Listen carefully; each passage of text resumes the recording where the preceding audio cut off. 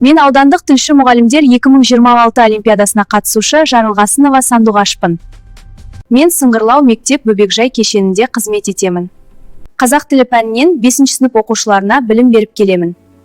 Ұстаздық мен үшін тек мамандық емес, ол жүрек таңдауы. Бүгінгі олимпиада өз тәжірибе бөлісіп, ізденіс пен жаңашылдыққа тағы бір қадам жасауға берілген мүмкіндік. Ана тілімізге деген құрмет пен сүйіспеншілікті қалыптастыру менің басты мақсатым. Әр сабағымда тілдің тек ереже емес, ұлттың рухы мен жаны екенін сезіндіруге ұмтыламын. Алға қойған мақсатым білім мен білікті ұштастырып, қазақ тілінің абыройын асқақтата беру. Сәлеметсіңдер ме, балалар? Сәлеметсіздер. Жақсы, отырамыз. Сабағымызды бастамас бұрын, алдымен сендерге сурет берейін. Суретке назар салып, мұқият қараңдар. Бұл суретте не бейнеленген? Барлығымыз қараймыз.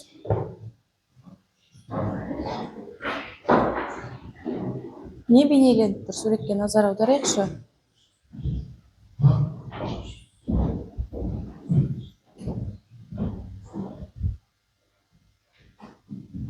Жақсы оқушылар, суретке назар аудардық па барлығымыз?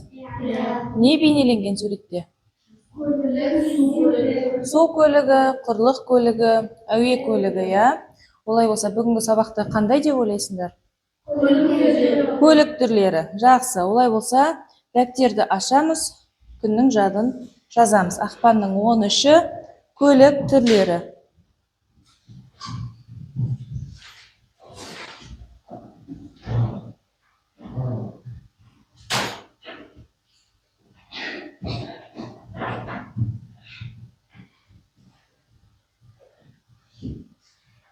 Жақсы, бүгінгі сабақтың мақсатымен таныс болайық.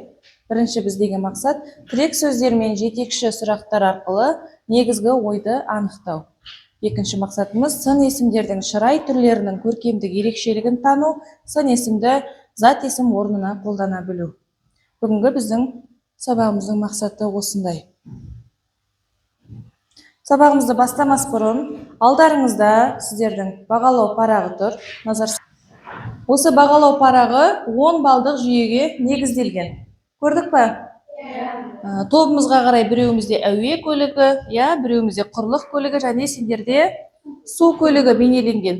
Яғни қазір сендерде тапсырма сайын қанша ұпай алғандарыңды осы дөңгелектеу арқылы белгілеп отырасыңдар. Ал бұрыштағы бағдаршамға әзірге тиіспейміз. Аты жөнімізді жазып, бағалау парағын толтыруды ұмытпаймыз сабақ барысында. Сабақтың соңында кімнің қанша бал алғаны осы бағалау парағында көрініп тұрады. Түсінікті ме, балалар? Жақсы, әрі қарай. Топтық жұмыс бізде ой қақпасы әдісі. Сіздерге мәтін беремін.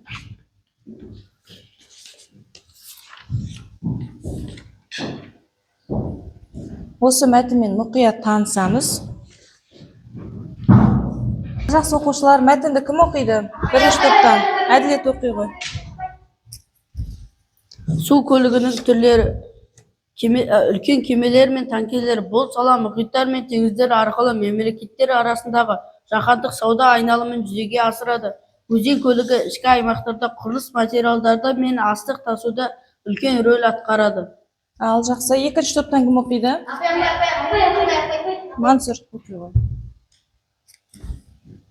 Құрлық көлігі күнделікті өмірде ең көп қолданылатын тасымал түрі.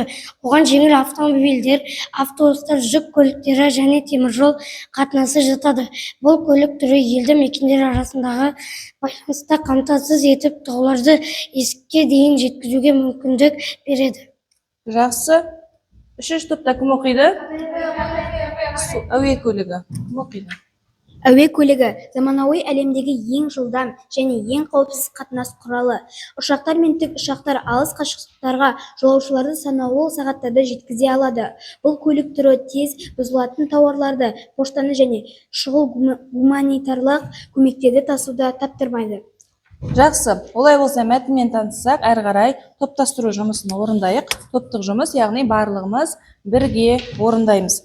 Құрлық көлігі, су көлігі және әуе көлігінің артықшылығын, кемшілігін, қандай көлікте жататынын бейнелейміз, топтастырамыз. Тапсырма түсінікті ғой?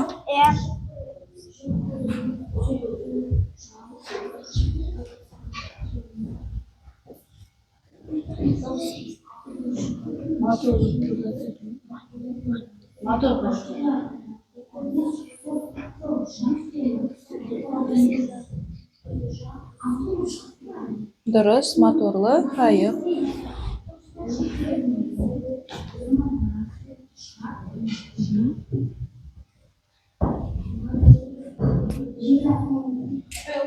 Жақсы, болдық па? Жақсы, су көлігі, әуе көлігі бірінші болды. Жақсы, кім оқиды? Әуе көлігі. Әуе көлігіне зымыран жатады, және ұшақ жатады, және де тік ұшақ жатады. Ұшақ, зымыран, ұшақ жатады екен, иә. Ал енді осы әуе көлігінің артықшылығы мен кемшілігі туралы не айтасыңдар? Әуе көлігінің артықшылығы ол тез бұзылатын тауарларды санаулы уақыттарда тез жеткізіп бере алады. Ал оның кемшілігі билет құны қымбат болады және ауа райы қолайсыз уақытта ұша алмайды. Жақсы. Құрлық көлігі. Қандай құрлық көлігіне нелер жатады? Көрсетіп тұра ғой. Құрлық көлігіне жүк көлігі, пойыздар, жеңіл автомобильдер жатады. Иә, автомобильдер, көліктер, жүк көлігі, пойыздар жатады екен, иә, құрлық көлігіне. Ал енді осының артықшылығы мен кемшілігі туралы не айтасыңдар? Құрлық көлігінің артықшылығы салып жіберген тауарыңды үйіңе дейін әкеліп береді, және кемшілігі ауа райына байланысты жол тайғақ кезде жүре алмайды. Жақсы. Келесі бізде су көлігі, отыра қойыңдар. Су көлігі нелер жатады су көлігіне? Су көлігіне кеме, моторлы қайық және де танкер жатады. Танкерлер жатады. Ал кемшілігі мен артықшылығы туралы не айтасыңдар? Су көлігінің артықшылығы олар тонналап мұнайды тасиды. Иә, өте жақсы, тонналап. Кемшілігі баяу жүреді, өте баяу жүреді. Жылдамдығы өте баяу екен, иә, су көлігінің. Жақсы. Отырайық. Олай болса, балалар, біз жаңағы мәтінде су көлігі, құрлық көлігі, әуе көлігінің түрлерімен, артықшылық кемшілігімен таныстық. Енді осы бір-біріміздің жаңағы айтқан жауабымыз бойынша бір-бірімізді бағалайық. Бірінші топ бізде су көлігі. Су көлігі қалай жауап берді? Қалған екі топ бағалайықшы бір-бірімізді. Өте керемет, жақсы. Құрлық көлігі қалай қорғады? Жақсы, түсінікті болды ғой, иә, құрлық көлігінің айтқаны, тобының, иә?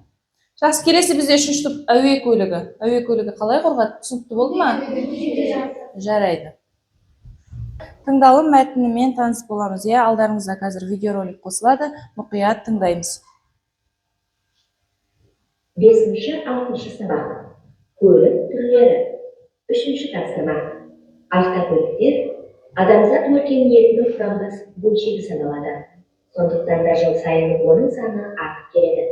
Соңғы статистикалық мәліметтерге қарағанда, қазір әлемде миллиардтан астам автокөлік бар екен.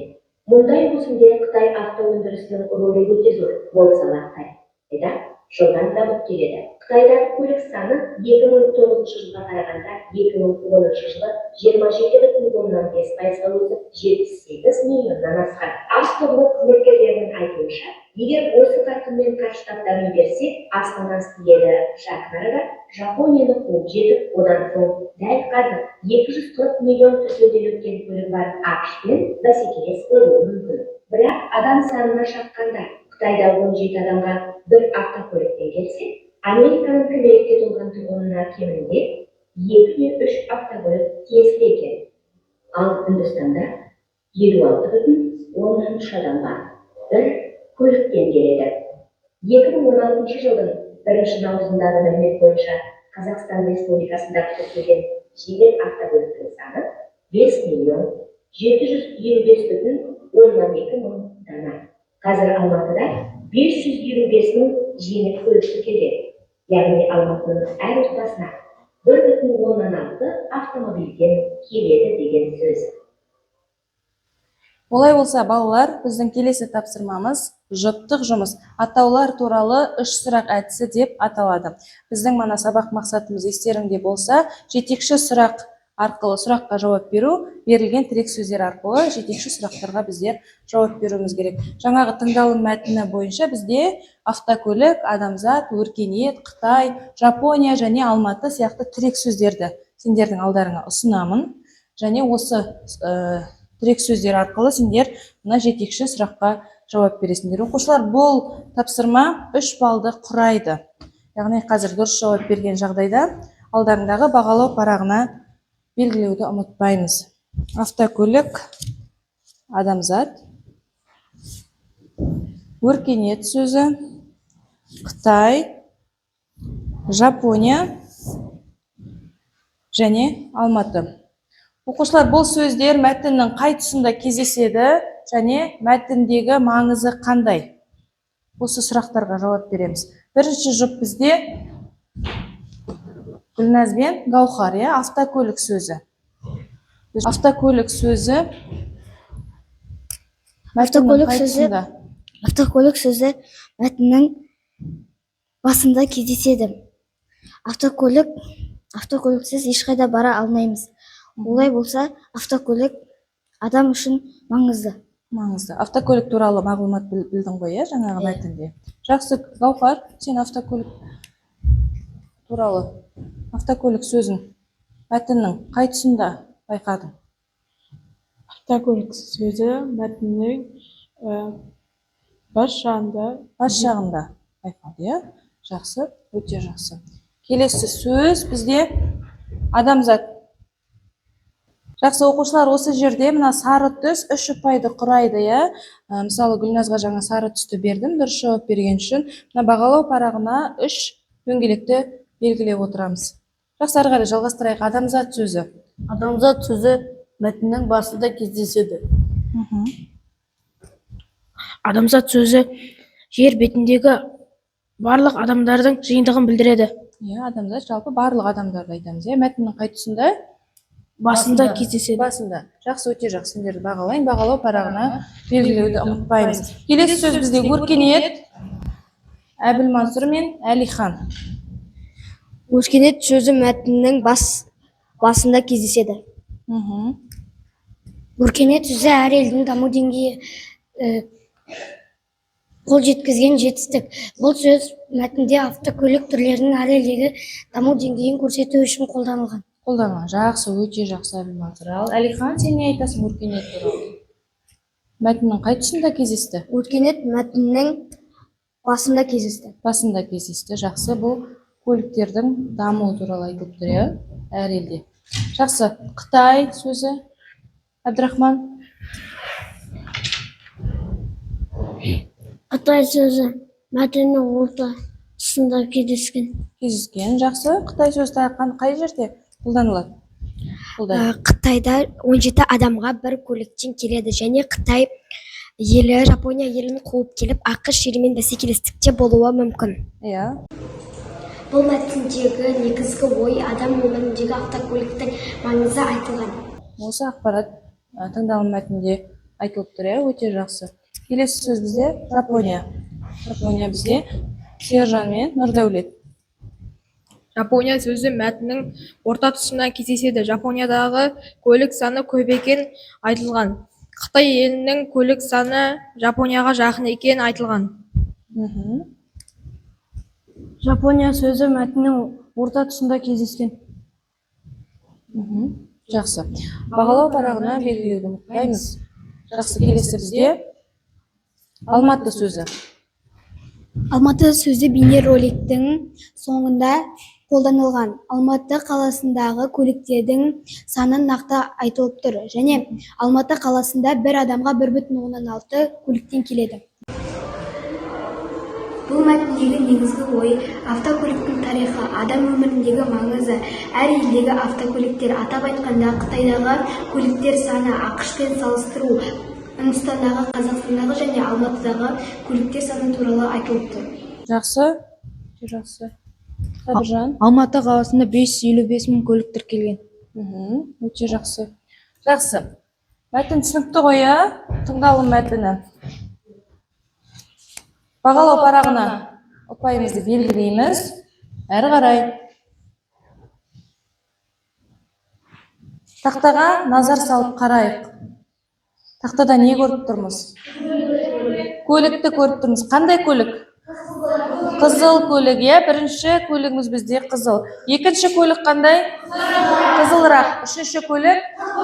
Қып-қызыл. Енді көлеміне қарай. Бірінші көлік қандай? Үлкен. Екінші көлік? Үлкенірек. Үшінші көлік? Өте үлкен. Үлкен, қызыл сөзі заттың несін білдіріп тұр? Көлемін, түсін білдіріп тұр. Олай болса, бұл қай сөз табына жатады? Сын есім. Кім айтады сын есім дегеніміз не? Әділет айтшы. Сын есім дегеніміз? Сын есім дегеніміз заттың сапасын, түсін, дәмін Білдіреді, иә? Қандай сұраққа жауап береді? Қандай деген сұраққа жауап береді. Жақсы, осы сын есім үлкен, үлкенірек дегенде қандай ерекшелік байқап тұрсыңдар? Үлкен, салыстырып айтып тұр, иә? Үлкен, екінші сурет оғанға қарағанда үлкенірек, иә? Ал енді үшінші сурет екіге қарағанда күшейтіліп айтылып тұр, иә? Өте үлкен. Бұл сонда сын есімнің несі? Сын есімнің шырайлары. Сын есімнің шырайлары нешеге бөлінеді екен? Қандай? Салыстырмалы және күшейтпелі шырай. Салыстырмалы шырай туралы не айтамыз? Кім біледі? Нұрсая? Салыстырмалы шырай дегеніміз бірінші сандық белгі мен екінші сандық белгіні салыстырып айту. Мысалы, үлкен, үлкендеу, жақсы, жақсырақ, ұзын, ұзынырақ. Бұл қандай жұрнақтар жалғану арқылы жасалады? Салыстырмалы шырай, рақ, рек, жұрнақ жалғаулары арқылы жасалады. Иә, өте жақсы. Мысалы, жақсы, жақсырақ, қызыл, қызылырақ, иә. Әрі қарай, күшейтпелі шырай туралы кім біледі? Күшейтпелі шырай туралы. Ұлтай, сен айта қойшы. Күшейтпелі шырай туралы. Күшейтпелі шырай дегеніміз сын есімнің сандық мағынасын күшейтіліп айтатын шырай. Мысалы, сары, сап-сары, жақсы, жап-жақсы. Жап-жақсы. Жақсы, өте жақсы. Күшейтпелі шырай ата айтып тұрғанда екінші сандық мағынаның біріншісіне қарағанда күшейтіп әсірелеп айтылуы, иә. Жақсы, енді осы сын есімнің, мысалы, үлкен деген сөз алайықшы. Үлкен сөзі зат есімнің орнына қолданыла ма? Қолданылады, иә. Оны не деп айтамыз? Сын есімнің заттану деп айтамыз, иә. Сын есімнің заттану туралы не айтамыз? Кім біледі? Сын есім заттану Мансыр жауап берсін. Сын есімнің заттануы дегеніміз зат есімнің орнына жұмсалады. Мысалы, үлкен. Үлкен деген сұрақ, бірінші сұрақ қояқшы. Үлкен? Қандай? Қандай, иә. Сын есім. Ал ауыл үлкендері болса, зат есім кімді деген сұрағына жауап беріп заттанады. Иә, өте жақсы. Жақсы, осыған тағы да мысал келтірейікші. Мысал. Нұрдәулет айтшы. Жақсымен жолдас болсаң, жетерсің мұратқа, жаманмен жолдас болсаң, қаларсың ұятқа. Жақсымен жолдас болсаң, жетерсің мұратқа, жаманмен жолдас болсаң, қаларсың ұятқа. Бұл жерде жақсымен және жаманмен, иә. Жақсы адаммен, жаман адаммен деген сөз ғой негізі. Бірақ жақсымен деген сұраққа біз қандай сұрақ қоямыз? Кіммен деп зат есімге айналып заттаныпты. Жақсы, өте жақсы. Тағы мысал келтіретін оқушы бар ма? жақсының аты өлмейді, ғалымның хат өлмейді. Жақсының аты өлмейді, ғалымның хат өлмейді. Бұл жердегі заттанып тұрған сөз жақсының. Жақсы деген сөз негізі бастапқы кезде ол не болды? Сын есім болды. Қандай деген сұраққа жауап берді? Енді жақсының аты өлмейді дегенде кімнің деген сұраққа жауап беріп заттанып тұр.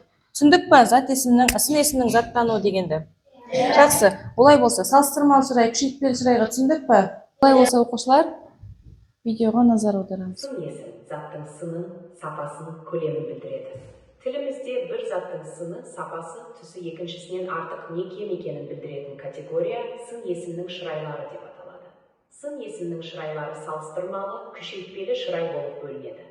Салыстырмалы шырай заттың сынын, сапасын, түрін, түсін екінші затпен салыстыра көрсететін шырай түрі. Ол рақ, рек, дау, деу, тау, теу жұрнақтары арқылы жасалады. Мысалы, үлкен-үлкендеу, биік-биіктеу. Күшейтпелі шырай заттың сынын, сапасын, түр-түсін өте күшейтіп көрсетеді. Ол күшейткіш буын арқылы немесе күшейткіш үстеу арқылы жасалады. Арық, ап-арық, биік-биік, өте биік, тым аласа.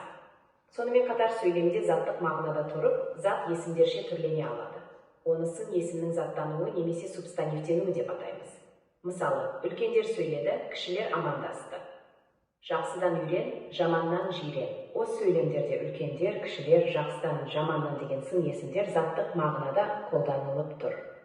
Жақсы, олай болса оқушылар, біздің бүгінгі екінші оқу мақсатымыз сын есімнің шырай түрлерін тану және сын есімді зат есім орнына қолдану болатын. Сол мақсатқа жету үшін мен жеке тапсырма беремін. Жеке тапсырма бізде ППП әдісі. Барлығымыз дәптерімізді ашамыз.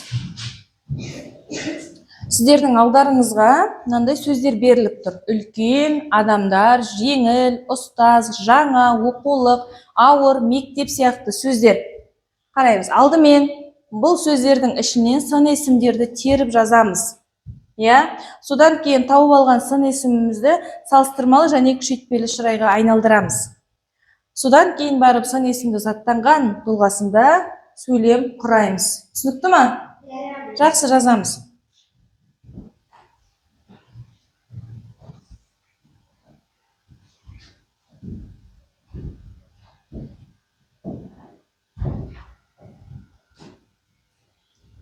Тақтадағы сөздерді теріп жазамыз алдымен.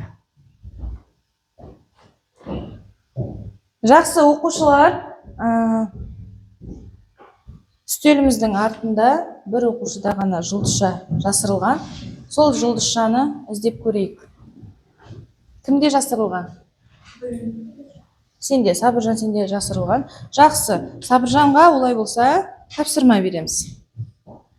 Саған мынандай белгілер, жол белгілері, осы жол белгілері туралы не білесің? Ойланып отыр, қазір сенен сұраймын. Жақсы, сын есімдерді теріп жазған оқушы бар ма? Біреуміз оқиықшы, Әділет. Бұл жердегі сын есімдер үлкен, жеңіл, жаңа, ауыр. Ауыр. Жақсы, өте жақсы. Енді осы үлкен сөзіне тақтаға шығайықшы біреуміз. Гүлназ шығады үлкен сөзіне, Келесі біздегі сөз жеңіл. Жеңіл, Нұрсая шығады. Келесі бізде Мансұр, Ұлдай. Төртеуміз шығайық тақтаға. Салыстырмалы және күшейтпелі шырайға айналдырып аламыз бірінші. Сосын заттанған тұлғада сөйлем құраймыз.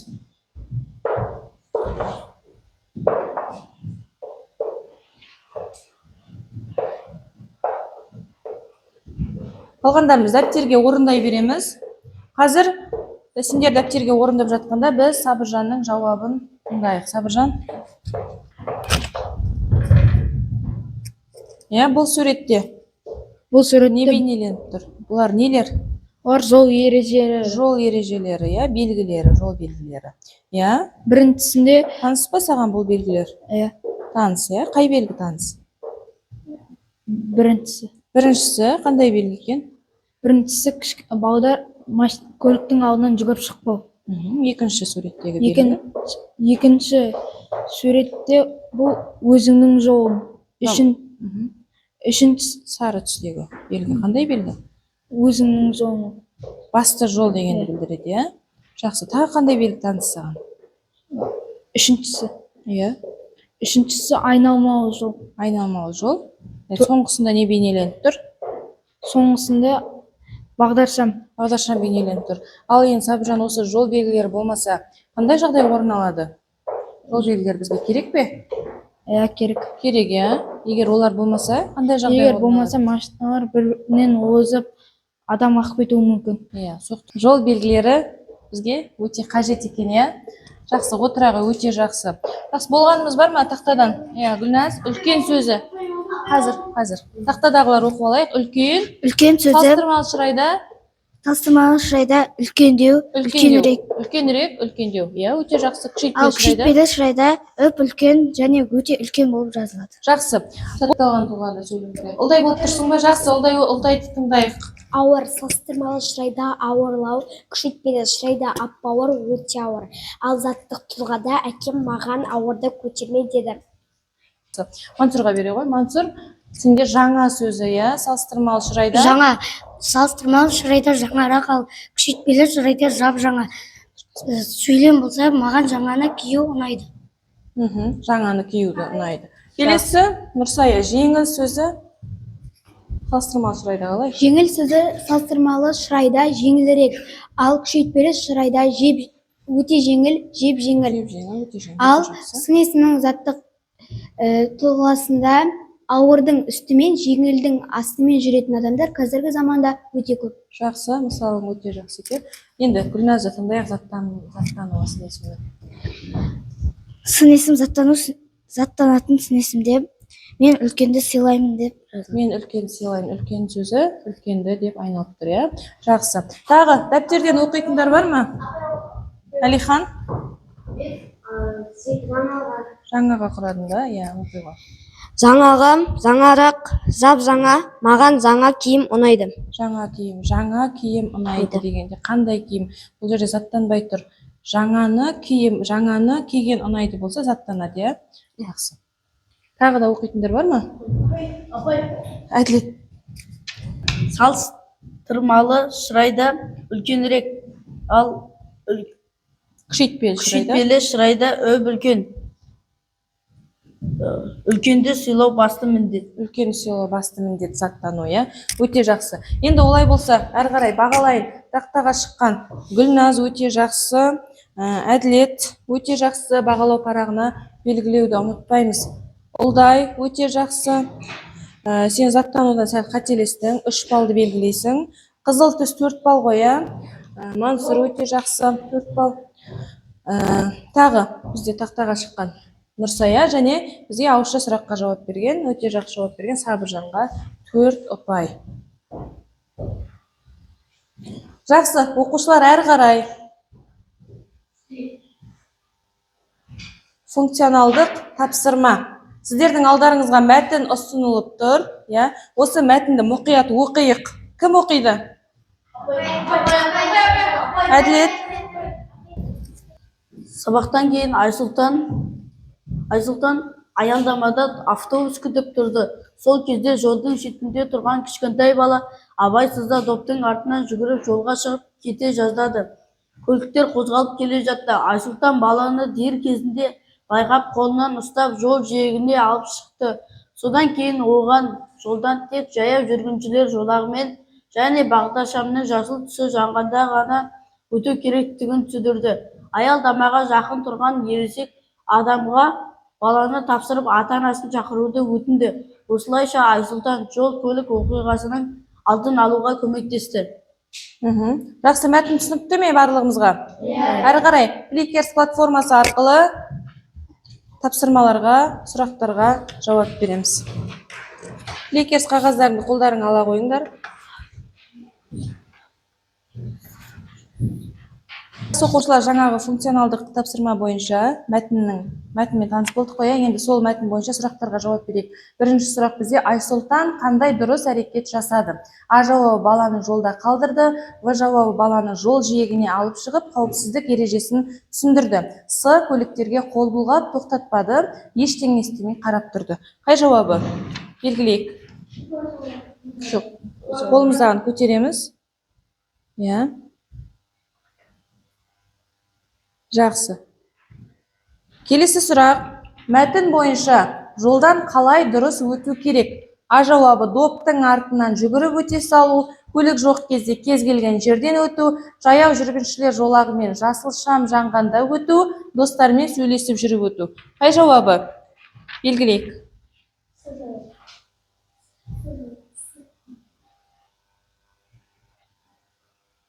Жақсы. Әрі қарай бізде үшінші сұрақ. Бұл жағдаяттан қандай қорытынды жасауға болады? Жолда ойнауға болады, үлкендер көмектеспеуі керек, жолда абай болу және кішілерге көмек көрсету маңызды, бағдаршамның қажеті жоқ. Жауабымызды белгілейік.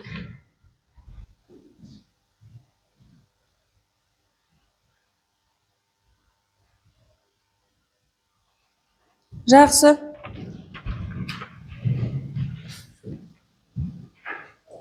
Олай болса, оқушылар жаңағы тапсырма бойынша барлығымыз дұрыс жауап берген екенбіз, бағалайын.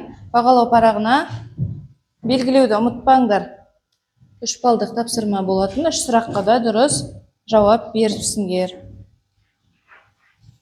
Бағалау парағына белгілей қойыңдар.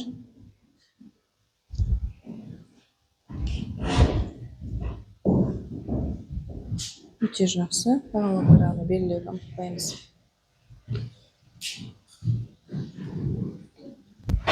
Болса, оқушылар әрі қарай бізде рефлексия, бағдаршам әдісі. Сабақтың басында сіздерге бағалау парақшасы берілді ғой, соның бұрышында бағдаршам бар. Сол бағдаршамда егер сабақ сендерге өте жақсы түсінікті болған болса, жасыл түсін белгілейсіңдер. Егер сабақта сәл қиындық тудырған болса, сары түсін, және сабақтан ештеңе түсінбеген, қиындық тудырған болса, қызыл түсін белгілейсіңдер. Жақсы. Гүлназ, сабақ ұнады ма бүгінгі сабақ саған? Бүгінгі сабақта не үйрендің? Бүгінгі сабақ маған өте қатты ұнады.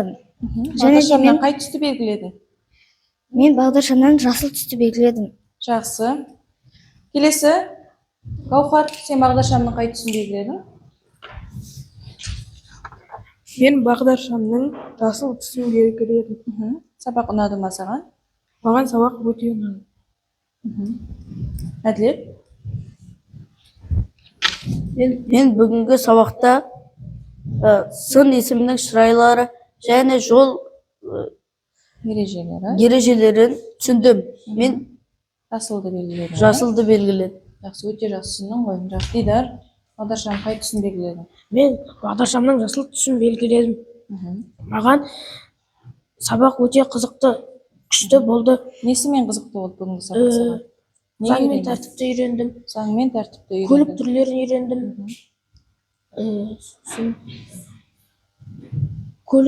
Жолда сақ болуды үйрендім. Иә, жақсы. Әрі қарай. Ұлдай, бағдаршамның қай түсін белгіледің? Мен бағдаршамның жасыл түсін белгіледім. Өйткені маған бүгінгі сабақ қатты ұнады және мен бүгінгі сабақта сын есімнің заттануын үйрендім. Сын есімнің заттануын үйрендің. Ал, жақсы. Әбдірахман, сен бүгінгі сабақтағы әсерің қандай? Бүгінгі сабақ маған ұнады. Жақсы. Әрі қарай. Мансұр, бүгінгі сабақта не үйрендің? Бағдаршамның қай түсін белгіледің? Бүгінгі сабақ маған өте қатты ұнады. Себебі мен бүгінгі сабақта зат есімнің, сын есімнің шырайларын және зат есімнің заттануын үйрендім. Сын есімнің заттануын үйрендің, иә? Жақсы. Әлихан, әрі қарай. Бүгінгі сабақ маған өте қатты ұнады. Бүгін мен сын есімнің шырайлары мен зат есімді үйрендім. Сын есімнің шырайлары, заттануы, иә? Жақсы. Өте жақсы. Әрі қарай. Бүгін сабақ туралы. Ұнады ма сабақ? Бүгін сабақ қатты ұнады. Мен көлік түрлерін үйреніп, және де жолға шықпауды үйрендім. Жақсы. Нұрдәулет, бағдаршамның жасыл түсін белгілепсің. Мен бұл сабақты өте жақсы түсіндім. Мен көлік түрлерін және заң мен тәртіп, сосын сын есімнің шырайларын түсіндім. Жақсы. Иә, Сабыржан, саған сабақ ұнады ма? Бүгінгі сабақ. Бүгінгі сабақ маған қатты ұнады. Мен бағдаршамның жасыл түсін боядым. Маған сабақ ұнаған себебі мен бүгін жол ережесінің көлік түрлерін үйрендім. Жақсы. Мен бағдаршамның жасыл түсін белгіледім. Не үшін?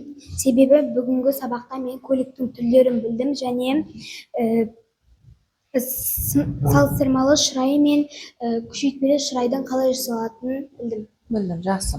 Өте жақсы. Олай болса, оқушылар, бүгінгі сабақта біз нені үйрендік? Көлік түрлерін үйрендік, иә? Тағы да сын есімнің шырайларын туралы салыстырмалы шырай, күшейтпелі шырайды үйрендік, иә? Сын есімнің заттануы туралы үйрендік, иә? Жол ережелері, жол белгілері туралы үйрендік. Олай болса, бұл қай құндылыққа жатады? Жол белгілері, жол тәртібі, заң мен тәртіпке жатады, иә? Біз барлығымыз тәртіпке бағынуымыз керек, иә? Заң барлығымызға ортақ. Тәртіпке бағынған құл болмайды деп Бауыржан атамыз айтпақшы, біз барлығымыз осы тәртіпті сақтауымыз керек екен. Сабақ барлығымызға ұнады ма? Иә. Ұнады. Жақсы, әрі қарай бізде бағалау парағындағы өз бағаларыңды айта қойыңдар. Неше ұпай жинағандарыңды айта қойыңдар. Мен бүгінгі сабақта 10 балл жинадым. 10 балл жинадым. Иә, кезектесіп айта берейік. Мен бүгінгі сабақта бағалауды толтырып 10 балл жинадым. 10 балл жинадың. Жақсы. Мен бүгінгі сабақтан 10-нан 10 жинадым. Нұрдәулет неше жинадың? Мен бұл сабақтан 10-нан 10 балл жинадым. Жақсы. Әлихан? Бүгінгі сабақта мен 10-нан 9 баға алдым. 9 балл алдың. Жақсы. Мансұр, сен неше балл жинадың? Мен бүгінгі сабақта 10-нан 10 деген балды алдым. 10-нан 10 жинадың. Иә. Мен бүгінгі сабақта 10-нан 6 балл алдым. Ұлдай? Менің бүгінгі бағалау парағым 10-нан 10 болды. 10-нан 10 жинадың. Жақсы, өте жақсы. Әділет, неше жинадың бүгінгі сабақта? Мен бүгінгі сабақта 10-нан 10 жинадым. 10-нан 10 жинадың. Дидар, сен ше? Мен бүгінгі сабақта 10-нан 6 жинадым. 10-нан 6 жинадың. Гаухар, сен неше жинадың? Мен бүгінгі сабақтан 10-нан 6 жинадым. 6 ұпай жинадың. 10-нан 6 ұпай. Жақсы, өте жақсы. Мен бүгінгі сабақты жақсы түсініп 10-нан 10 балл жинадым. Жақсы. Бұл бағалауларың, бүгінгі сабақтағы бағалауларың. Жақсы. Сабағымызды қорытындылайық. Осымен сабағымыз аяқталды. Сау болыңыздар, балалар.